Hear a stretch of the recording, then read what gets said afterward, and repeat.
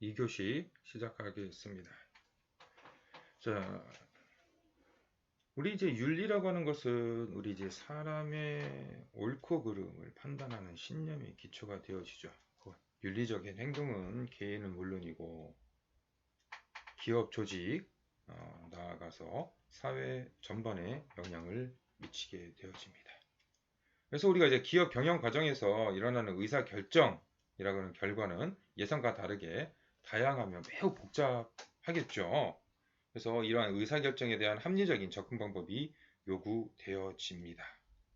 그래서 이런 합리적인 접근 방법에 있어서 정형화, 곧 이제 문서화, 내부적인 어떤 매뉴얼화가 이루어지지 않으면요 윤리적인 딜레마에 직면하게 되어집니다. 그래서 윤리적 의사결정을 갖는 우리가 특징들을 한번 정도 좀 살펴볼 수가 필요가 있겠죠. 곧 첫 번째 우리가 윤리적인 의사결정의 결과는 대부분 확대되어지며 기업의 통제 범위를 넘어서는 경우가 대부분이라는 얘기입니다. 그래서 경영자 의사결정이나 조치는 1차원적인 수준에서 끝나지 않고 사회 전체로 확산되는 경우들이 있어요. 특히 우리 뇌물과 같은 사건들이겠죠. 그래서 사회 경제적인 법규 또는 오염물질들을 배출하는 이런 환경적인 어떤 비윤리적인 부분들도 법적인 체제가 되어질 수가 있죠. 그래서 이러한 결과가 예상되어지기 전에 영향 요인에 대한 신중한 검토를 거쳐야 되고요. 두 번째, 윤리적인 의사결정은 대부분 복수의 대체안을 가지고 있다는 얘기입니다. 단순히 가, 부, 단순한 선택에 바람직하지 않고요. 관리자가 입찰을 위해 뇌물을 제공할 것인가, 그렇지 않을 것인가, 이원적인 의사결정 방법들로 적절한 대처를 할 수가 있게 되어집니다. 세 번째, 결과가 불확실하다라고 하는 것이죠. 그래서 경영자들은 윤리적인 의사의 이 이슈에 직면하게 되어지면은 경영상 위험 요인이나 문제점을 먼저 고려해서 의사결정을 내리기 위해 노력을 하게 됩니다. 그래서 일반적으로 우리가 윤리적인 의사 이슈를 해결을 하려고 하면은 재무적인 수익들이 줄어들 수도 있고 사회적인 비용들이 증가하는 것으로 볼 수 있어요. 그러나 이런 윤리적인 의사 결정으로 기업의 수익성이 증가하고 긍정적으로 작용하고 있다는 얘기죠. 자, 그래서 윤리적인 의사 결정을 하는 방법들, 우리가 12가지 방법들에 대해서 나와져 있죠. 그래서 우리 페이지 107페이지 윤리적 의사결정을 내리는 방법들 12가지를 좀 살펴볼 필요가 있겠습니다. 자, 첫 번째 문제를 명확하게 정확하게 규정한다. 그리고 두 번째, 당신이 직면하고 있는 문제의 상대방 입장에서 규정하고, 셋째, 문제 상황에서 우선적으로 발생하는 것은 무엇인가를 생각해야 되고, 네 번째, 개인 및 기업 구성원으로서 누구에게 충성하며 무엇을 위해 충성할 것인가. 다섯 번째, 의사결정에 따른 당신의 의도 무엇인가. 여섯 번째, 의도하는 바와 예상하는 결과를 비교해보고, 일곱 번째, 당신의 의사결정이나 행동의 영향을 받는 사람은 누구인가. 여덟 번째, 의사결정의 영향을 받는 당사자가 문제를 검토하고 논의할 수 있는가. 아홉 번째, 당신이 합리적인 의사결정이 지속될 것으로 확신하는가. 열 번째, 당신의 의사결정이나 행동을 상사, CEO, 가족 및 사회 전체에 자유롭게 공개할 수 있는가. 11번째, 이해 여부에 관계없이 당신의 행동이 상징하는 개연성은 무엇인가. 마지막으로 당신의 입장에서 예외를 인정하는 경우 무엇인가 등을 파악해야 된다는 것이죠. 그래서 윤리적인 의사결정이라고 하는 접근 방법은 다양하죠. 어떤 학자는 공리주의와 형식주의로 나눌 수 있을 수도 있고, 또는 어떤 학자들은 공리주의와 권리론, 정의론 세 가지로 구분하고, 그래서 아까도 살펴보았듯이 각 윤리론마다의 장단점들에 대해서 파악을 해 보시면 굉장히 좋겠습니다. 그래서 여러분들 108페이지 표 3-5에 별표를 해 두시고요. 우리가 어떤 상황에서 어떤 윤리적인 의사결정을 내릴 때 이런 이제 장단점들을 비교를 해 보시고 의사결정을 내리는 것이 좋겠다는 얘기입니다. 자, 첫 번째로 우리 이제 질문을 해보는 거예요. 공리론적이냐, 권리론적이냐, 정의론적이냐를 한번 이제 우리가 이제 크게 우리가 세 가지적으로 많이 살펴보고 있기 때문에 자, 효용이 비용을 초과하는가? 인간의 권리는 존경될 수 있는가? 효용과 비용은 공정하게 배분이 되는가? 자, 그래서 상호 2단계에서 결과를 이제 비교를 해 보는 거죠. 비교를 해보고 세 가지 질문의 답이 모두 그렇다면은 윤리적인 것이고 모두 아니라면 이제 비윤리적인 것이죠. 자, 그러나 이제 만약 그렇다면 아니다, 그렇다와 아니다가 이제 절충되어서 나타난다라면은 윤리적이거나 또는 비윤리적일 수도 있겠죠. 그렇다면 어디로 넘어갑니까? 이제 바로 3단계로 넘어가는 것이죠. 우선순위를 결정하는 거예요. 우선순위를. 공리적인 측면을 볼 거야, 권리적인 측면을 볼 거야, 정의적인 측면을 볼 거야. 이런 3단계에 걸쳐서 마지막에 우선순위들을 결정을 하게 되어진다라고 하는 것을 뜻하게 되어집니다. 자, 다음으로는 우선 이제 이렇게 볼까요? 좀 더 우리가 좀 얘기를 해 보면은 그래서 이제 뭐 만장일치가 되어질 수 있다라면 굉장히 좋은 의미가 될 수 있죠.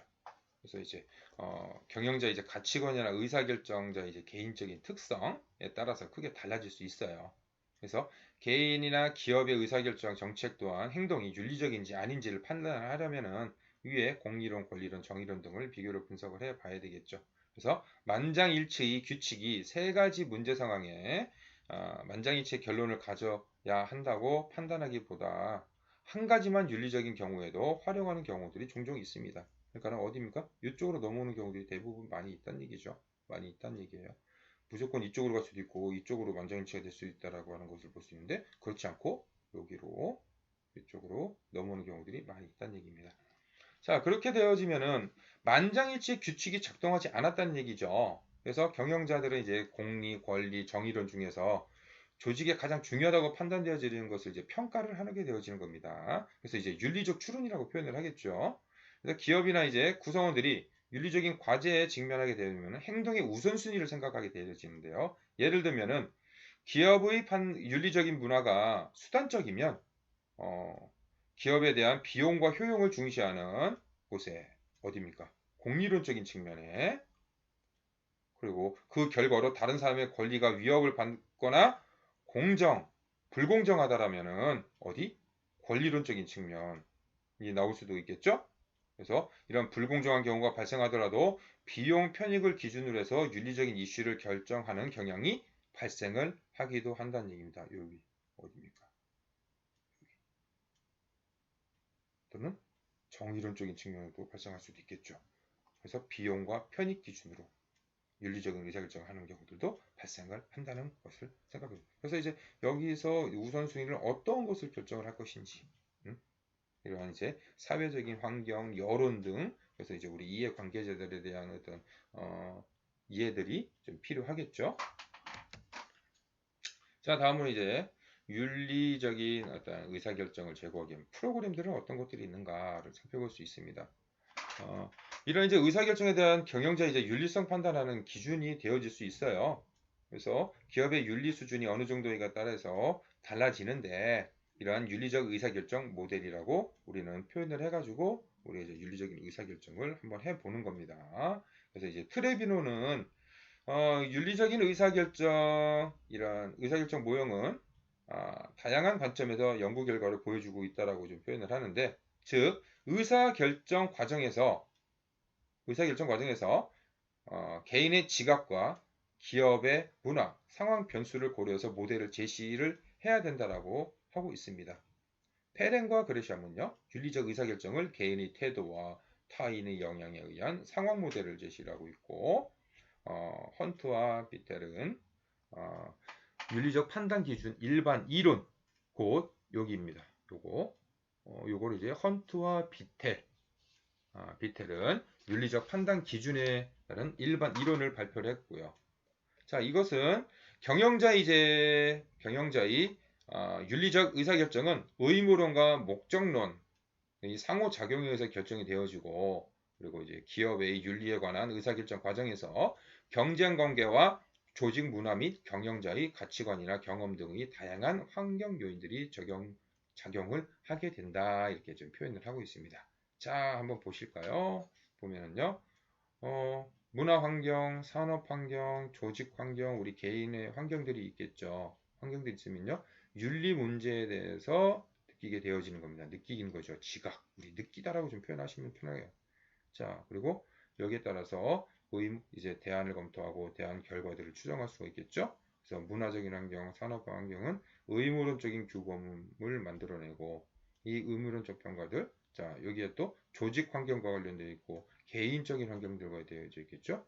결과에 따른 이해 관계자들에 따른 분석들이 좀 필요하게 되어지고 이것들이 목적론적이냐 아니면 의무론적이냐를 통해서 윤리적 판단의 근간이 되어집니다. 그래서 어떤 이제 의도가 만들어지고 그 상황들이 우리가 이제 행동을 하게 되어지는데 이 행동은 또 이제 상황적인 제약이나 결과 평가 등에 의해서 영향을 주게 되어진다라고 하는 것을 뜻하게 되어지죠. 그래서 개인의 가치관과 다른 비윤리적인 의사결정을 하는 이유들은 기업의 이익, 즉 공리주의적인 이유가 경영자에게 더 중요하게 작용하기 때문에 흔히 업계에서 통례라든지 상사가 그렇게 하기를 바란다라고 하는 이유들이 나타나는 모습들을 볼 수가 있어요. 자, 언제든 이제 항상 이제 제가 말씀을 드렸지만 윤리에 따른 문제는요. 어떤 기업이든지 간에요. 그 사람에게 비윤리적인 비합법적인 일을 하라고 시키지 않는다. 상사가 그렇게 하기를 바라는 것 같다라고 내가 지각을 해가지고 느껴서 비윤리적인 행동을 한다라면 책임은 누구 책임? 바로 본인 스스로의 책임으로 전가될 수 있다는 것을 뜻하게 되어집니다. 본인이에요. 책임은 개인적인 측면입니다. 자, 다음으로 이제 사회적인 책임 관점에서의 윤리 경영. 자, 우리 이제 사회적인 책임이라고 하는 관점입니다. 우리 곧 아까도 우리 서두에서 얘기했지만 기업은 우리 이제 사회에서 굉장히 중요한 근간이 되어져 있고 그 규모가 확대되어져 있고 이런 역할들, 영향력들이 굉장히 증가를 했죠. 자, 그래서 이러한 기업의 사회적 책임이라고 하는 부분들이 이제 등장을 하게 되어지는 겁니다. 곧 기업을 경영하는 과정에서 수행해야 되는 윤리, 도덕적인 책임과 경제적이고 법적인 책임, 환경적인 책임을 뜻하게 되어지는 것이죠. 그래서 기업의 사회적 책임은 단순한 기업 책임 내지 경영 책임과는 다르고요. 개념에 있어서 모호한 존재를 모호하게 나타날 수도 있습니다. 자, 사회적 책임이라고 하는 개념은요. 기업과 관련한 사회적인 문제를 해결하는 데 있어서 이해 관계자들을 포함해서 환경 주체의 주체성을 존중하면서 조력해야 할 당위적인 책임을 의미합니다. 이는 이해 관계자들 있죠. 우리 기업과 맺고 있는 이해 관계자들. 그래서 사회 일반의 요구, 기대를 충족시켜 줘야 되고요. 그래서 이러한 이제 충족시켜주는 기업의 행위에 따른 규범 체계를 의미한다는 것을 뜻하게 되어지죠. 그래서 우리가 이제 사회적 책임이라고 하는 관점에서 보게 되어지면은 경제 성장으로 인해서 발생하는 사회적 비용 등을 특정 부분이나 사회 전체에 전가시키는 부작용을 발생시킨다라고 하는 견해의 근거를 하고 있고요. 또 여기에 이제 책임은 법적인 부채를 의미하는 것은 아니며 기업가가 사회 구성원이나 공공 대중에 대한 윤리적 가치의 관점에서 자발적으로 수행해야 되는 자기 부가적인 책임이다. 이것이 기업의 사회적 책임이다라고 보실 수가 있겠습니다. 자, 그래서 기업의 이제 사회적인 책임의 특징은 경영자가 사회적 책임을 실천하려고 하는 의지를 가져야 된다는 얘기입니다. 두 번째로 기업의 이제 어떤 사회적인 책임은 이제 기업의 사회적 요구나 기대에 대응하는 동기를 가져야 된다는 겁니다. 그래서 경영자가 기업의 경제적 역할을 넘어서 사회적 역할과 기능을 수용하고 윤리적 경영 이념을 실천하려는 확신과 신념이 이제 사회적인 사회적인 책임으로 채택을 하는 것을 뜻하게 되어지죠. 다음으로는 우리 이제 어, 기업의 사회적 책임의 주체는 바로 이제 우리 기업이죠. 그래서 실천적 자율성이 있다는 겁니다. 그래서 이 이제 좀 더 이제 그리고 광범위하게 사회, 문화, 예술, 복지 양상과 같은 적극적인 사회 활동에 이르기까지 기업에 실천하는 이제 책임 있는 자율성이 강조가 되어주고 있죠. 자, 그래서 이에 따른 이제 논쟁도 있어요. 긍정적인 측면도 있고요. 부정적인 측면을 바라보는 면도 있습니다. 우선 사회적 책임에 대한 긍정적인 측면에서의 이유들 한번 논쟁들을 한번 보면 그 중에서 이제 긍정론적인 측면. 기업이 사회적 책임을 지는 것은 당연하다. 기업의 자율성을 보장하는 자본주의 체제의 바탕이기 때문이다. 그래서 캐롤과 웰튼, 벌리 등이 이에 대해 이제 주장을 하고 있습니다. 자, 이에 따른 이론적 근거는요. 기업의 영향력은 다양하게 확대되고 있다.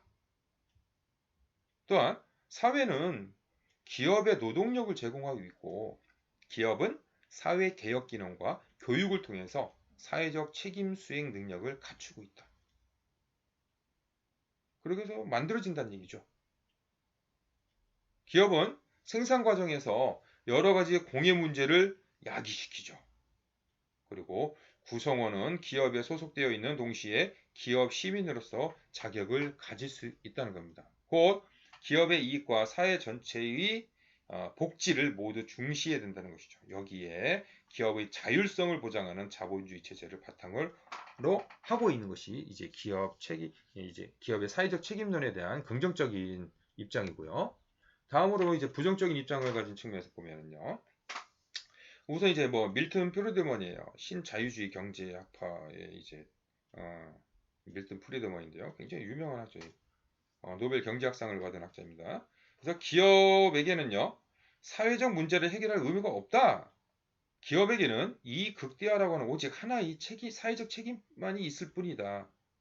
그래서 이제 뉴욕 타임즈에 게재를 했어가지고 이제 굉장히 이제 논쟁이 과거에 이제 크게 있었었던 저도 이제 기억이 있는데요. 자, 부정을 주장하는 이유는요. 자유롭고 개방된 경쟁을 전제해 해야 된다. 그래서 이제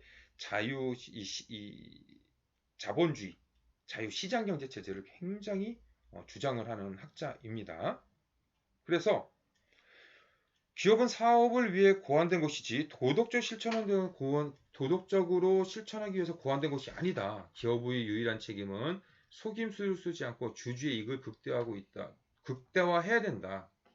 그래서 주주의 이익 극대화만이 기업의 사회적 책임이라고 하는 주주 이익주의다라고 하는 의미에서 얘기를 합니다. 그래서 공익은 누가 해야 되냐? 국가, 정부, 자치단체 등이 실현해야 된다고 주장을 하고 있어요. 자, 이것을 좀 더 자세하게 살펴보면 기업의 사회적 책임을 부담하면 부작용이 초래할 수 있다. 그만큼 이제 사회적 비용이 발생을 한다는 것을 뜻해요. 곧 이익이 감소가 되어지면 기업에 손실이 나기 때문에 적자를 경험할 수 있다는 것을 얘기를 하는 것이고요. 두 번째로 사회적인 행위는 주주에 대한 봉사를 우선하는 경영자 본연의 책임 영역에서 벗어난 일탈행위다라고 표현하고 있어요. 그리고 기업이 거대 권력화되어지고 국가나 정부가 그 권력을 억제하고 관여하는 등 사기업의 활동에 개입할 가능성이 있다. 자, 이런 부분들도 여러분들 우리가 기업의 사회적 책임이라고 하는 부분은 당연히 있어야 된다라고 얘기를 하는 것이지만 긍정론적인 측면도 있고요. 부정론적인 측면에서의 기업의 어떤 자율성이 억제가 되어지는 부분들도 굉장히 많습니다. 지금 우리나라에서도 많은 얘기들이 있는 부분 중에 하나가 기업의 자율성이 부족하다. 곧 기업의 이 여건, 기업의 이제 환경이죠, 환경.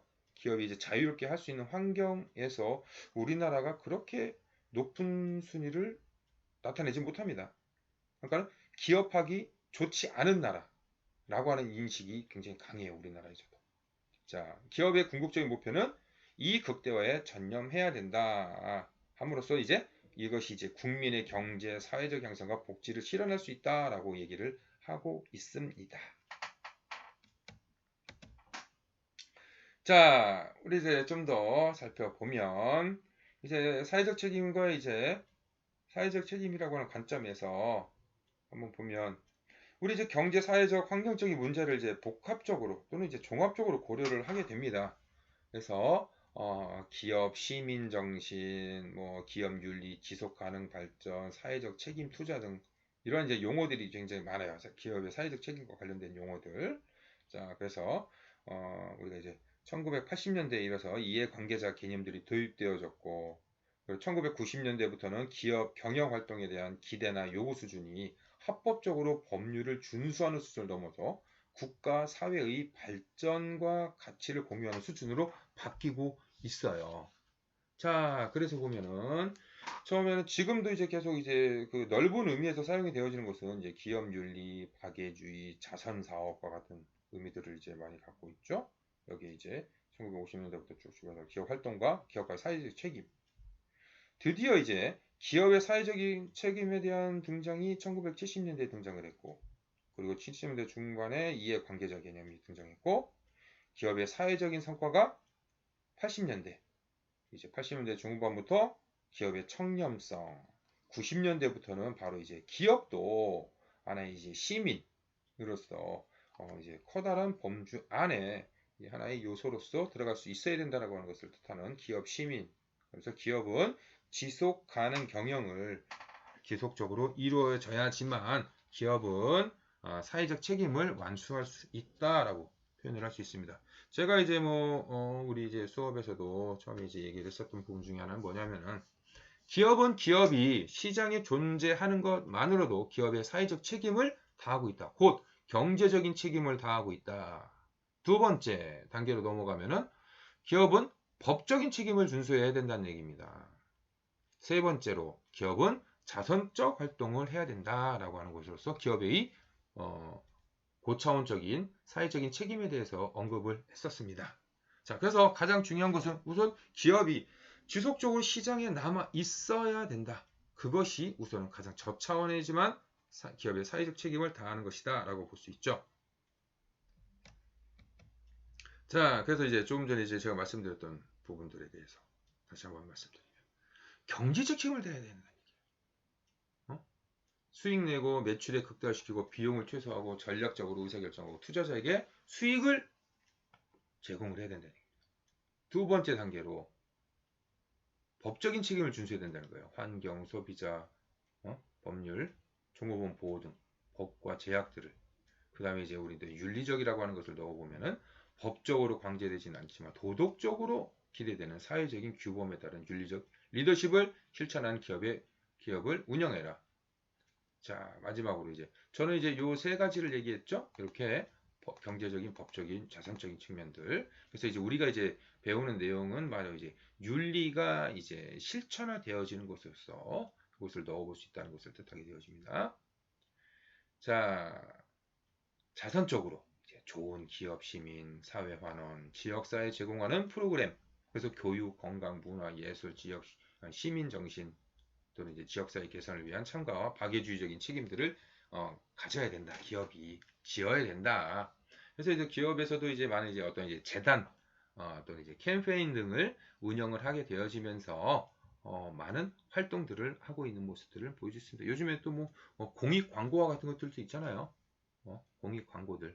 과거에 뭐 현대자동차라든지 현대자동차에서도 공익 프로그램 캠페인들 우리 이제 TV를 통해서 이제 보실 수가 있었는데 이제 뭐 유한 킴벌리라든지 대표적인 회사들 뭐 삼성, 에버랜드에서 하는 이런 것들 나중에 또 다시 또 다른 시간에 또 말씀을 드리겠습니다. 자, 그래서 기업은 이런 이제 블루프린팅이 필요하다는 얘기입니다. 왜 필요하냐? 사회적인 책임에 따른 기업의 전체적인 의미들입니다. 곧 어떤 이제 사명감, 투명성, 성실, 진정성, 어떤 혁신과 관련된 원칙들을 통해 가지고 기업들은 사회적인 어떤 평판, 신뢰와 평판을 얻게 되어지기 때문인 것이죠. 그래서 이제 기업의 사명, 가치, 신념 등을 알리고요. 투명성을 무기로 해야 되고, 공동체로서 소비자와 소통하려고 하는 노력들을 하고, 마케팅 홍보용으로 그치지 않아야 됩니다. 마케팅 홍보 활동. 아까도 이제 뭐 캠페인과 같은 것들이 있었잖아요. 얘기를 잠깐 설명드렸지만, 캠페인과 같은 것들이 기업의 마케팅용으로 쓰이면 안 된다는 얘기죠. 자, 두 번째 이제 우리가 어떻게 실천하는 게 좋을까? 조직 구성원들의 인간으로서 존중한 여러 가지 제도를 실행하고 갖추고 실행해야 됩니다. 그리고 공정 거래와 협력화의 관계를 강조하고요. 지구 온난화를 늦추기 위한 에너지 절약을 실천을 하고 오존층 파괴 도구 사용을 금지한다든지 대체 기구를 만드는 등 적극적인 검토들이 필요합니다.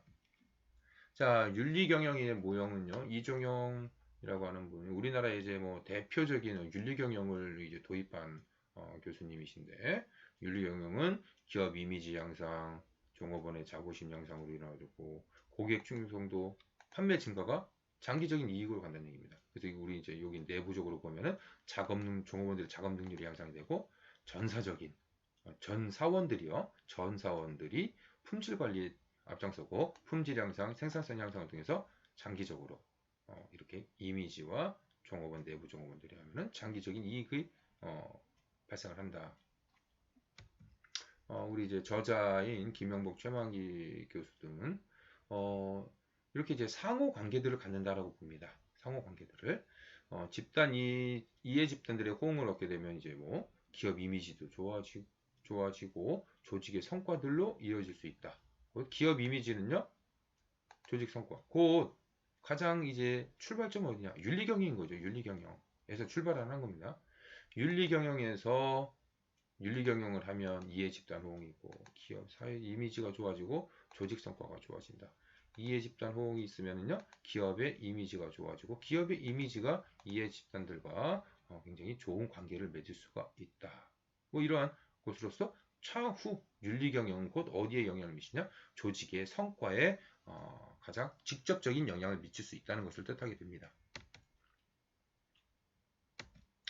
자, 우리 이제 이번 시간에 해볼 내용은요. 우리 책 129페이지죠. 129페이지 교재 129페이지 로키드 마켓. 아까 이제 우리 좀 잠깐 이제 수업 시간에 잠깐 나왔었죠. 로키드 마틴 그 스캔들에 대한 내용들이 쭉 나와 있습니다.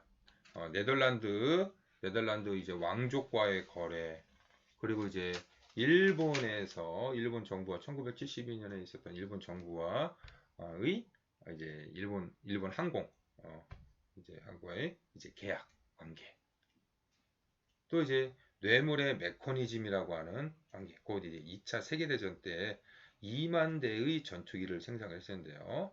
P-38 전투기였었습니다. 자, 이런 이제 메커니즘이 어떻게 방법으로 이루어졌는가 이제 사례들을 한번 보시고요. 자, 그래서 1977년에 이제 경영 정상화가 이루어지게 되어집니다. 그래서 여기까지 이루어지는데 윤리경영은 어떻게 이루어졌는가? 윤리경영이 왜 실현이 되어졌는가? 실천이 되어졌는가? 등을 볼 수 있는 어떤 사례들입니다. 자, 그래서 두 번째 시간에는 요 두 가지 문제들을 한번 해보시면 좋겠습니다. 첫 번째, 록히드 마틴에 대한 구제금융은 국회에서 찬성하는 입장과 반대하는 입장이 있었습니다. 그래서 그 정당성, 그래서 우리나라 이제 정부에서 지원한 이제 정부에서 구제금융에 대한 문제들이 있었어요. 특히 이제 방위산업체라고 하는 점이었죠. 과거에 이제 요거는 뺄까요? 요건 빼죠. 1번 문제 빼고 2번 문제만 합시다. 해외 부패방지법이 윤리경영에 기여한 부분. 저 이거 다 뭡니까? 로키드 마틴 이제 글로벌 회사잖아요. 해외에서 나타나는 부패와 관련된 부분들이죠. 미국은 적용하지만 개발동사국들은 외국 공무원에게 뇌물 제공 금지를 적용하지 않을 경우 동법은 선진국에 유리한가 불리한가? 그럼 개발도상국에 유리한가 불리한가?